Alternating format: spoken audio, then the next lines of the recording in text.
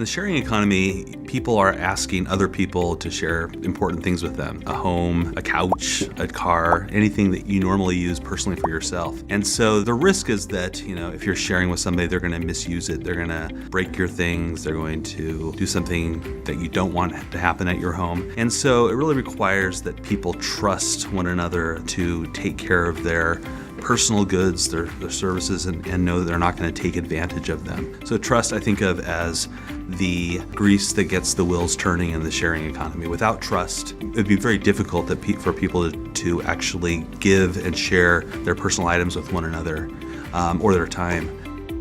Reputation is sort of this, idea that I can trust you because I know that other people have trusted you in the past. So when you have a good reputation and it shows up in these rating systems, then people are more likely to trust one another and are willing to give of their time and home and car, whatever it may be. The people in the sharing economy have figured out very nice ways to get that reputation out there. They've created rating systems, they've created feedback loops, and if you do something that would make you untrustworthy, it shows up pretty quickly in those rating systems.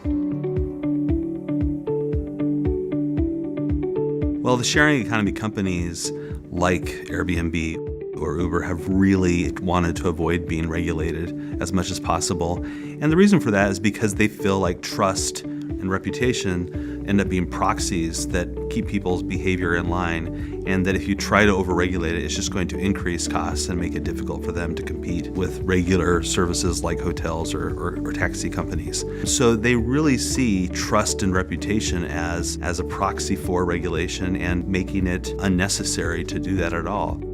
Now, there's clearly some people who are uncertain about that, and it usually arises when there is a problem that occurs despite the fact that you have these reputational measures in place. So take, for instance, Uber, which has had a history of complaints coming up where drivers have, abused the privilege.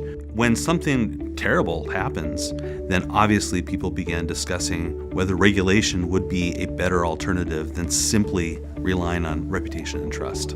You know that if you are a user of Airbnb and you stay you're a guest at someone's house, if you have a big party there and break all their stuff, then chances are it's going to get reflected in your rating, your reputation, and there's going to be a penalty attached to you. It's going to be a stigma attached to you. And in the future, it may be much more difficult for you to get the house, to get the room that you want.